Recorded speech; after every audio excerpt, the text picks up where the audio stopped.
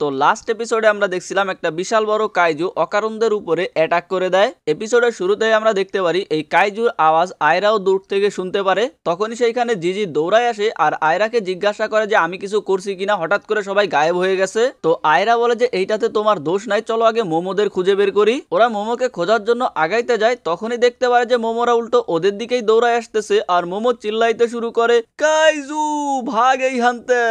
আর মোমোদের পিছনে এত বড় কাইজু দেখে তো আয়রা আর জিজির অবস্থাও খারাপ হয়ে যায় আর সবাই মিলে এখান থেকে পালাইতে শুরু করে। কিন্তু আমাদের মোটু ভাই নিচে পড়ে যায় আর বলে যে আমি টানা এত দৌড়াইতে পারবো না।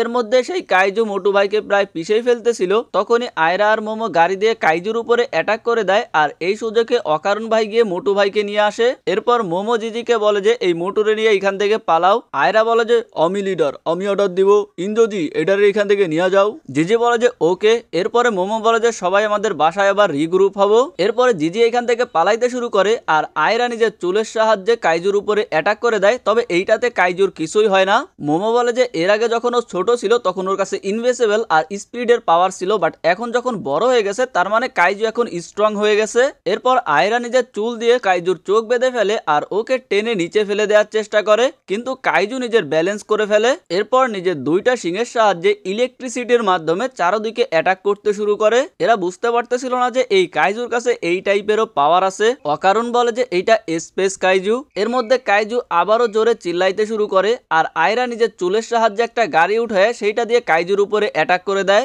মোমো বলে যে খুবই ভালো কাজ করছো আয়রা। আয়রা বলে যে আমাকে নাম ধরে ডাকবি না, লিডার বল। মোমো বলে যে চুপ কর, একটা মাথা ব্যথা। এরপরে মোমো নিজের পাওয়ার ইউজ করে আরো একটা গাড়ি দিয়ে কাইজুর পায়ে অ্যাটাক করে দেয়, যার ফলে কাইজুটা ওইখানে পড়ে যায়। কিন্তু তখনই কাইজুরা নিজের লেজ দিয়ে ওদের উপরে অ্যাটাক করে দেয়, যার ফলে মোমো আর অকারুন নিচে পড়ে যায়। আয়রা বলে যে শালার বলদ, এটা হয়েছে কারণ তোরা আমারে লিডার বলিস নাই। আয়রা নিজের চুলের সাহায্যে পাশের একটা ক্রেনকে পেঁচায় ধরে আর বলে যে দেখ আমি তোদেরকে দেখাইতেছি যে আসল লিডার কিভাবে ফাইট করে। এরপরে ও সেই ক্রেন দিয়ে কাইজুর উপরে অ্যাটাক করে দেয়, যেটাতে কাইজু নিচে পড়ে যাচ্ছিল।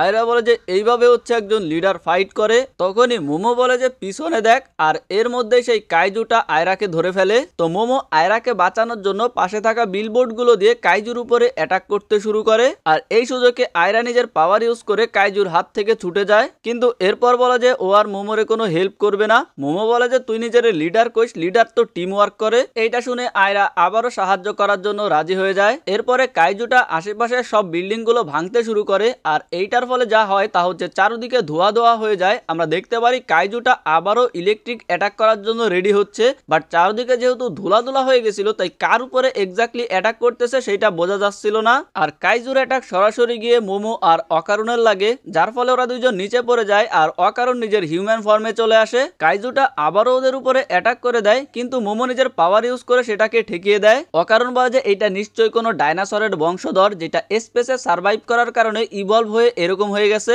আর এটা নিশ্চয়ই কোনো কসমিক এনার্জিরে ইলেকট্রিক এনার্জিতে রূপান্তর করতেছে। আমরা যদি এর পাওয়ার সোর্স খুঁজে বের করতে পারি তাহলে আমরা ওকে হারাইতে পারবো। এর মধ্যে সেই কাইজুর কাছে আয়রা চলে আসে আর কাইজুটা আয়রার উপরে অ্যাটাক করতে শুরু করে, যার ফলে মোমোদের উপরে আপাতত অ্যাটাক করা বন্ধ হয়ে যায়। তবে মোমো অবাক হয়ে যায় যে আয়রা এই অ্যাটাক থেকে কত ইজিলি বাঁচতে পারতেছে। এরপর মোমো রাগ হয়ে উঠে দাঁড়ায় আর নিজের পাওয়ার ব্যবহার করে কাইজুর এনার্জি ধরে সেইটা দিয়ে কাইজুর উপরেই অ্যাটাক করে দেয়, যার ফলে কাইজু নিচে পড়ে যায়। আয়রা বলে যে খুবই ভালো কাজ করছো, এইবার আমার পালা। এইটা বলে আয়রা যখন ওইখানে অ্যাটাক করতে যায় গিয়ে দেখতে পারে যে কাইজুটা ওইখানে নাই। এইটা দেখে আয়রা নিজের হিউম্যান ফর্মে চলে আসে আর বলে যে কাইজু মনে হয় আমাদের ভয়ে পালায় চলে গেছে। মোমো চিল্লায় উঠে যে শালার বলদ, পালায় নাই, ও আসতেছে। আয়রা বলে যে তুমি কি বলতেছো, এখানে তো কিছুই নাই। তখনই আমরা দেখতে পারি মাটিতে সেই কাইজুর বড় বড় পা পড়তেছে। অকারণ আবারও টার্বোতে ট্রান্সফর্ম হয়ে আয়রার দিকে দৌড়াই যায় আর আমরা দেখতে পারি সেই কাইজুটা আবারও ইনভিজিবল হয়ে গেছে আর আয়রার উপরে অ্যাটাক করতে যায়। অকারণ বলে যে জাম্প,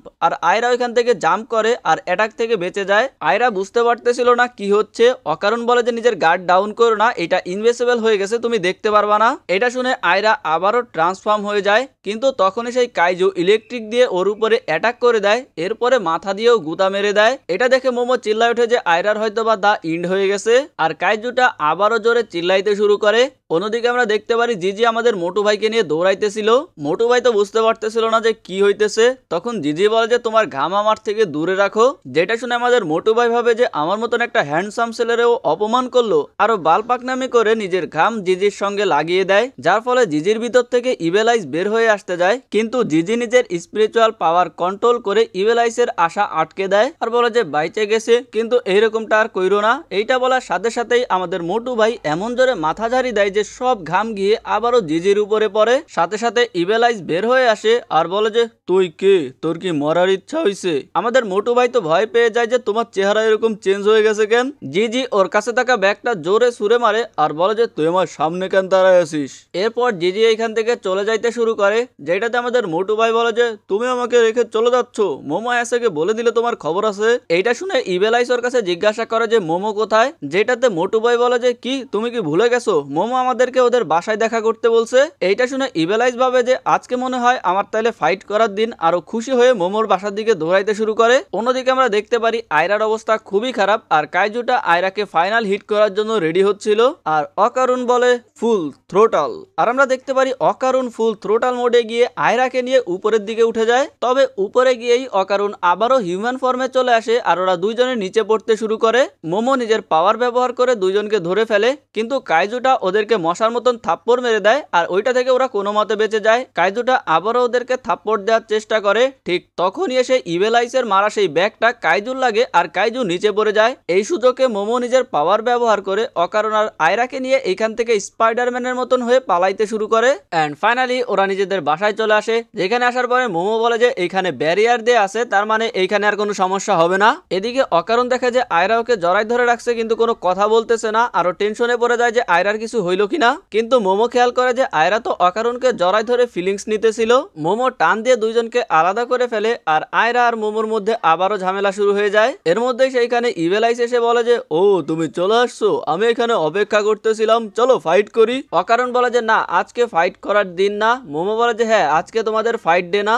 যেটা শুনে ইভিল আইসের মন খারাপ হয়ে যায়। মোমো অকারণকে সাইডে নিয়ে বলে যে ইভিল আইসকে কি ফাইটে আমাদেরকে সাহায্য করার জন্য বলবো, কিন্তু অকারণ রাজি হয় না, কারণ ও ইভিল আইসকে শুধু ওর সঙ্গে ফাইট করতে বলছে। এখন যদি অন্য কারো সঙ্গে ফাইট করায় তাহলে পরবর্তীতে বলা যায় না কি হয়। এরপর অকারণ জিজ্ঞাসা করে যে মিস সেইকোকে বাসায় দেখতেছি না। মোমো জানায় যে সে একটা টিভি প্রোগ্রামে জয়েন করার জন্য বাইরে গেছে আর এইটাতে মোমো আরো টেনশনে পড়ে যায় যে শুধুমাত্র ওরা এই ফাইট করতে পারবে না। তখনই মোমো যেই দরজার সাথে মাথা রাখছিল সেইটা একটু চমকায় ওঠে, যেটা দেখে অকারণ বলে যে এটা কি হইলো আর ওরা দুইজন ভালো করে এটা দেখতে শুরু করে। অন্যদিকে সেই কাইজুটা আস্তে আস্তে মোমোদের বাসার দিকে আগায় আসতেছিল।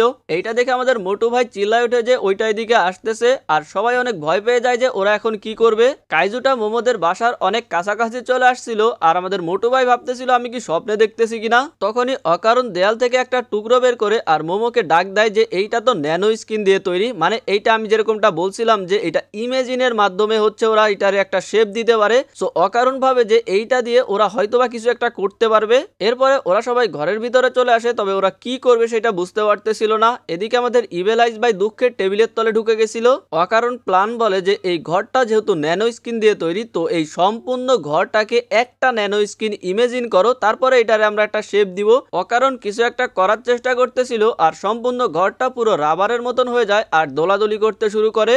অকারণ বলে যে আমি ঠিক করে ইমেজিন করতে পারতেছি না বড় কিছু, এই জন্য এমন হচ্ছে। আর আমাদের আয়রা এই সুযোগেও অভিনয় করে অকারণকে জড়াই ধরার চেষ্টা করে, যেটাতে মোমো রাগ হয়ে যায় যে শালার আয়রার বাচ্চা ভালো হয়ে যা। এদিকে ঘরটা আস্তে আস্তে আরো ঘোষাই যাচ্ছিল আর চাপা খেয়ে সবার অবস্থা খারাপ হয়ে যাচ্ছিল। তখন আমাদের মোটু ভাই বলে যে যদি বড় কিছু ইমেজিন করতে হয় তাহলে সেইটা আমার উপরে ছেড়ে দাও। ন্যানো স্কিন মানে হইতেছে সায়েন্স ফিকশন আর সায়েন্স ফিকশন মানে আমি সেই লোক, আই এম কিন্তা সাকাতা। আর এরপরে আমরা সম্পূর্ণ ঘরে সেই এনার্জি চমকাইতে দেখতে পারি আর আমাদের মোটু ভাই এখানে ইমেজিন করতেছিল। তখনই এই ঘরটা পরিবর্তন হইতে শুরু করে আর এক একজন এক এক দিকে চলে যাচ্ছিল। অকারণ ভাইরে তো পুরো বাথরুমের ভিতরে নিয়ে যায়, মোমোরে উপরের দিকে নিয়ে যায়, এইভাবে এক একজন এক এক দিকে চলে যাচ্ছিল। আর এরপর আমরা দেখতে পারি এদের সবার কাছে একটা ড্রাইভিং সিটের মতন চলে আসে আর আশেপাশে অনেক কন্ট্রোলার চলে আসে, মানে রোবট যেইভাবে কন্ট্রোল করা হয় আর কি। আর এরপরই এই ঘরটা একটা বড় বুদ্ধার মতন হয়ে যায়, তবে রোবট বুদ্ধা। এখন এইটা দেখে ওরা কিছুই বুঝতে পারতেছিল না যে এইটা কি হইলো। মোমো বলে যে এইটা সম্ভবত আমার জন্য হয়েছে, কারণ যখন তুমি বড় কিছু ইমেজিন করতে বলতেছিলা তখন আমি বড় বুদ্ধা ইমেজিন করছিলাম। তবে আমাদের মোটু ভাই এটাতে খুবই খুশি হয় যে ও একটা এখন রোবট রাইডিং করতেছে। আয়রা বলে যে শালার বলদ চুপ কর। আমাদের মোটু ভাই বলে যে আমি এতটাও ম্যাচিউর না যে আমার সামনে একটা রোবট থাকতে আমি চুপ করতে পারবো। আর ইভিল আইস শুধু বলতেছিল আই ওয়ানা কিল। অন্যদিকে দেখতে পারি কাইজুটা অনেক কাছাকাছি চলে আসছে আর এরা বুঝতেই পারতেছিল না যে এইটা ওরা কিভাবে চালাবে। আর এই এপিসোড এইখানেই শেষ হয়ে যায়। এই সিজনের আর মাত্র একটা এপিসোড বাকি আছে ভাই, যেটা খুব তাড়াতাড়ি চলে আসবে, অর্থাৎ নেক্সট উইকে।